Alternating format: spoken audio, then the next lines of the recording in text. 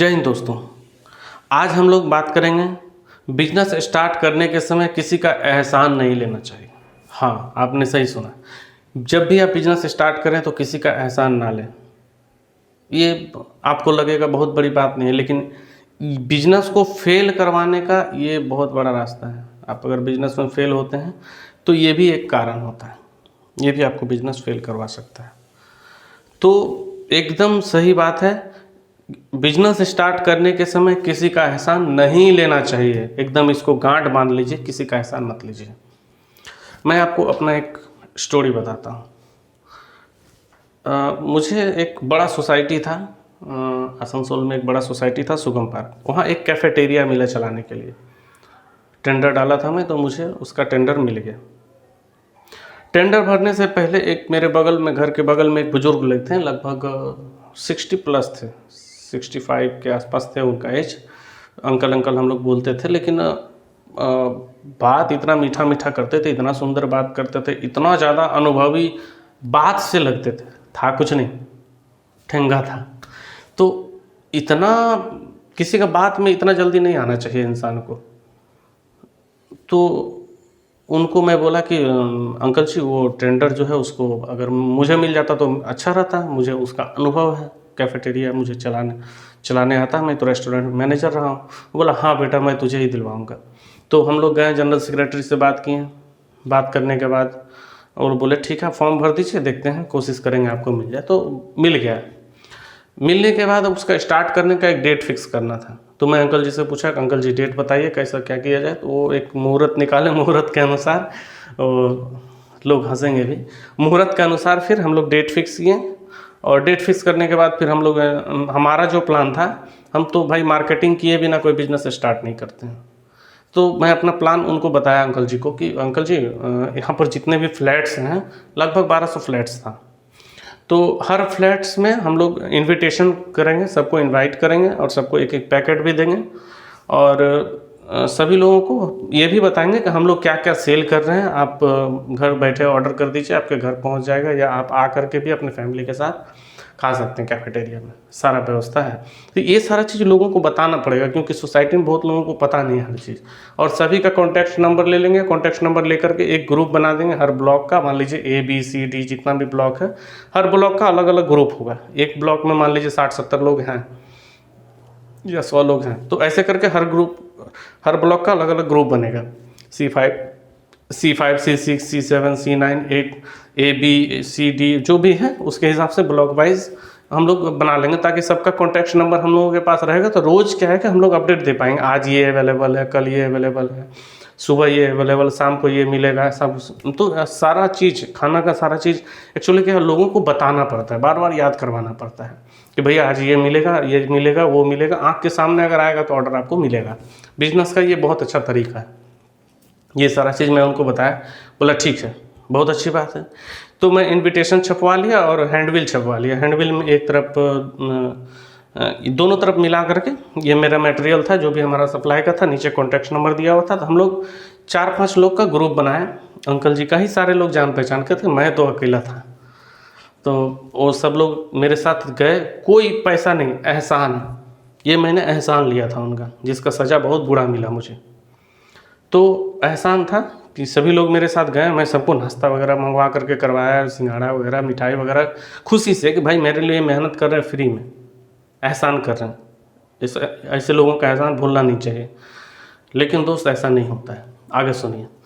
तो block wise हर flat में हम लोग गए, सबका कॉन्टैक्ट नंबर रजिस्टर में लिख लिए। लिखने के बाद सबका ग्रुप बना लिए, सबको हैंडबिल दे दिए, ओपनिंग का दिन बता दिए। ओपनिंग का दिन सभी लोग आए, प्रेसिडेंट से हम लोग फीता कटवाए थे।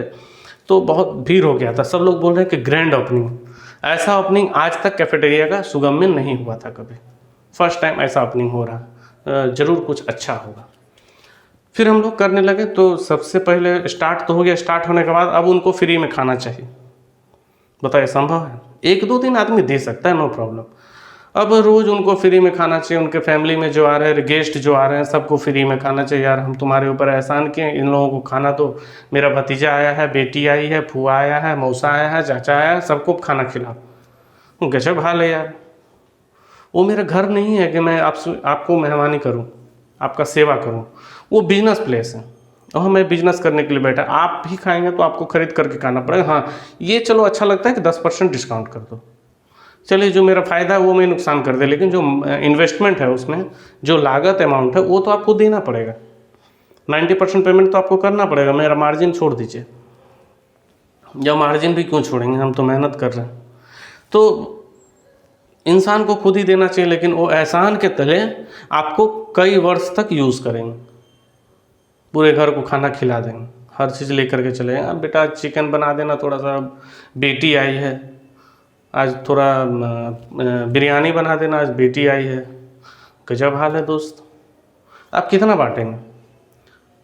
अच्छा चलो मैं देने लगा, देते देते देते एक दिन में मैंने 6 महीना तक दिया। 6 महीने के बाद मैं बोला कि अंकल जी रोज़ रोज़ ऐसे देना संभव नहीं है, मैं तो नहीं दे पाऊँगा, आपको कुछ तो पेमेंट करना पड़ेगा, 50% 20% कुछ तो पेमेंट करना पड़ेगा, लागत का जो इन्वेस्टमेंट हमारा वो आपको देना पड़ेगा रिटर्न। अब उनको बुरा लग गया कि यार मैं घूम करके इतना मेहनत करके इतने लोगों के साथ इतना सब कुछ किया आपका कैफेटेरिया दिलवाने के लिए, अगर मैं नहीं होता तो आपको कैफेटेरिया नहीं मिलता, तो आप बिजनेसमैन ही नहीं बन पाते। बताइए, ये कोई तरीका नहीं होता यार। अगर वो एहसान नहीं लिए होते तो आज मुझे उनका गोरधरिया नहीं करना पड़ता, उनका सुनना नहीं पड़ता। हम 2-3 लोग पैसे वाले ले लेते, पैसा दे करके भाई 200 रुपये हाजिरी दूंगा, मेरे साथ चलना है, एहसान ख़त्म। 400 रुपये में एहसान ख़त्म, 500 रुपये में एहसान ख़त्म। यार ये क्या, मैंने कई हज़ार का नुकसान एहसान के बदले। कभी किसी का एहसान नहीं लेना चाहिए किसी भी बिजनेस में, बहुत बेकार चीज़ है। उसके बाद मैंने अब जब आप उनको देना बंद कर दिए तो वो अब उंगली करना चालू कर दिए, कैफेटेरिया बंद करो, कैफेटेरिया बंद करो, कैफेटेरिया बंद करो। जनरल सेक्रेटरी को, प्रेसिडेंट को बार बार वो पिन कर रहे हैं।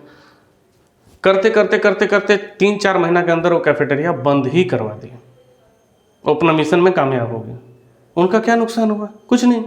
लेकिन हमारा तो गया, हमारा उतना इन्वेस्टमेंट है, सारा चीज़ है, सब तो मेरा गया। उसका किसी वो बुढ़े का कुछ नहीं गया, लेकिन हमारा तो सारा गया। इसीलिए किसी का भी एहसान नहीं लेना चाहिए। ये मैं कैफेटेरिया का बता दी। एक और बिजनेस का मैं बताता हूँ कि मैं बिजनेस जब स्टार्ट करना शुरू किया था तो एक मेरे दोस्त थे, मैं उनके साथ रह करके सारा चीज़ सीखा था। ठीक है, कोई भी इंसान किसी के पास सीखता है, सीखने का बाद जब तक सीखा तब तक तो फ्री में काम किया, जबकि उस समय भी आपको कुछ ना कुछ देना चाहिए। चलो कोई बात नहीं, फ्री में काम किया क्योंकि उसे भी सीखना है, लेकिन सीखने के बाद जब काम करने के लायक हो कुछ तो आपको सैलरी देना चाहिए। लेकिन नहीं, फ्री में काम चाहिए, फ्री में काम चाहिए, फ्री में। अब जीवन भर उनका फ्री में काम करते रहो आप तो बहुत अच्छा, पैसा मांग दिया तो बहुत बुरा।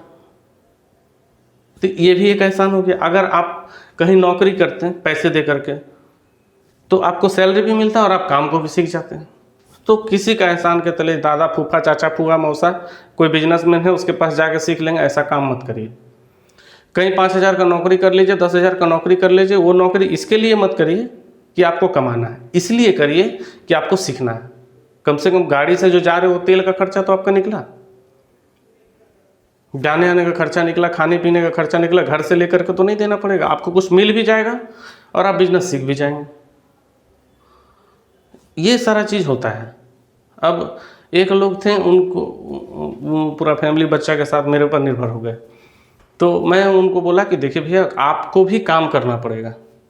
तो बोले नहीं अभी आपका स्टेबलिश हो रहा तो इस समय तो काम करेंगे, पूरा मेहनत करेंगे, जी जान पानी एकदम सब लगा देंगे। हमने ठीक है लगा दीजिए।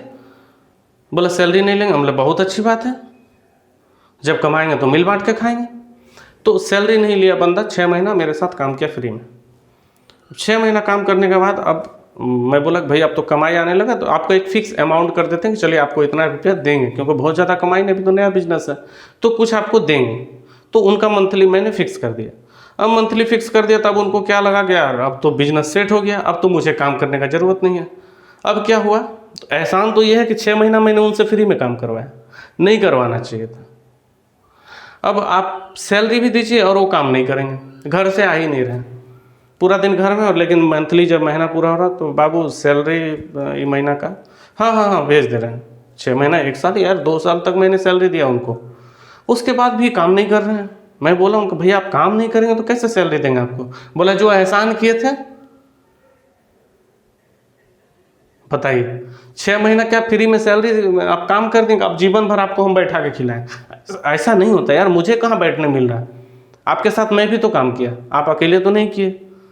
तो एहसान कभी किसी का मत लीजिए, नहीं तो आप बहुत बुरा फंस जाएंगे। ऐसे एक और मेरे बिजनेस में एक दोस्त था, उसको मैं बोला कि बाबू आपका सैलरी तो 10,000 है, मैं उतना नहीं दे पाऊँगा, मैं 5,000 दूंगा।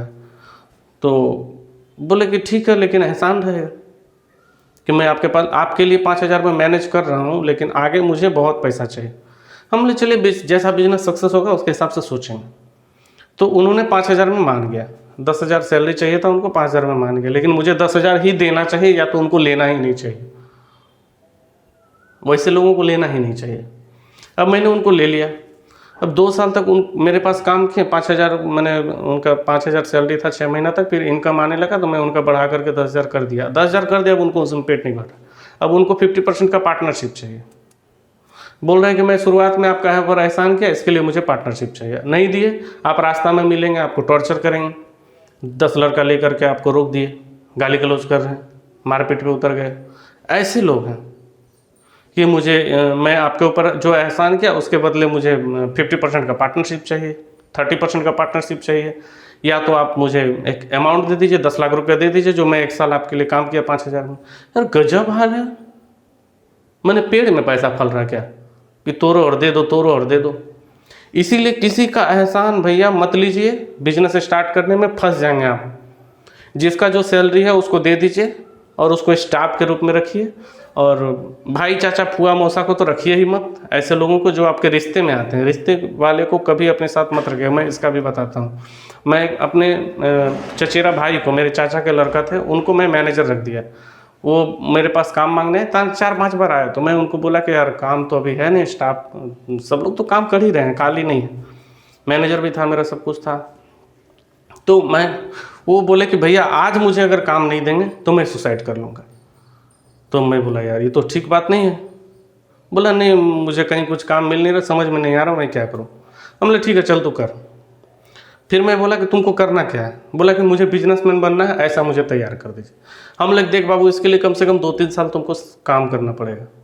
वो बोला ठीक है हम करेंगे। मेरा गलती क्या था, मैं उसके साथ एग्रीमेंट नहीं किया और रखना ही नहीं चाहिए था। अब मैं नुकसान बताता हूँ। अब वो क्या किया कि जो मेरा मैनेजर था उसको बुरा लग गया और मेरे जगह पे किसी और को रख दिया। मैनेजर काम छोड़ के चला गया। अब उसको मैं सारा चीज़ सिखा दिया कि देखो ऐसे करो, ये करो, वो करो। 2-3 महीना के अंदर ही सारा चीज़ समझा दिया कि कैसे काम करना है, क्या करना है, नहीं करना है, कस्टमर डीलिंग, पेमेंट कहाँ से आएगा, कैसे लेना है, क्या करना है, सारा चीज़ उनको कर दिया। उनको मैं फिक्स एक सैलरी दे करके रखा था 10,000 कि इतना सैलरी मैं आपको दे रहा हूँ। स्टाफ के रूप में था, 2 साल के लिए बात हुआ था।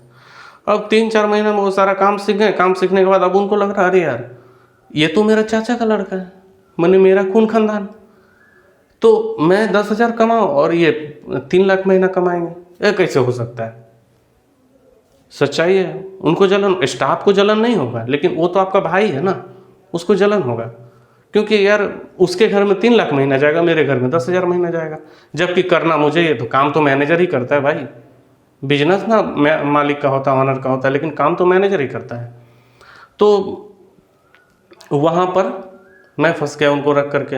अब क्या किया कि सारा चीज़ सीख लिए, समझ लिए, सारे क्लाइंट का नंबर ले लिया। अब वो कंपनी छोड़ करके जाने के लिए रात को व्हाट्सएप में मैसेज किया। मैं बोला यार ऐसे कैसे होगा, तुम तो 2 साल के लिए बोला था। बोला नहीं मुझे कल छोड़ना है। बोला कल मत छोड़ो, कम से कम 2-3 महीना रुक जाओ, हम किसी लड़का को बुला लेते हैं, उसको सारा काम समझा देना, सिखा देना, फिर तुम चले जाना। बोला नहीं मुझे कल जाना है। अब बताइए अगर वो कल जाएगा तो मेरा तो काम का प्रॉब्लम हो जाएगा। कौन मैनेज करेगा काम को? मैनेजर कौन होगा? वापस जो मैनेजर छोड़ के गया उसको बुला नहीं सकते, वो आएगा भी नहीं, वो कहीं काम पकड़ लिया है। तो अब तो वो मुझे फंसा दिया। ये सब प्रॉब्लम आता है। वो छोड़ के भाग गया, छोड़ के वो उसका प्लान ये था कि तुरंत छोड़ेंगे तो क्या इसका क्लाइंट मुझे मिल जाएगा। वो तुरंत छोड़ा, जाके लैपटॉप खरीदा, अपना मेरा काम करना चालू कर दिया। सेम बिजनेस मेरा क्लाइंट सबको समझा करके लेके चला गया। सब लोग सोच रहे यार उसका भाई है, मतलब कोई प्रॉब्लम नहीं है, भाई भाई में डिस्ट्रीब्यूट थोड़ी होता है, झगड़ा थोड़ी होता है। तो भाई है मतलब वही एक ही, बोले कि इसी कंपनी में काम करा, ऐसे ऐसे करके आगे पीछे करके अपने नाम पे बहुत सारा पैसा वगैरह उठा लिया, ले करके भाग गया। अब उसको आप क्या कर सकते हैं?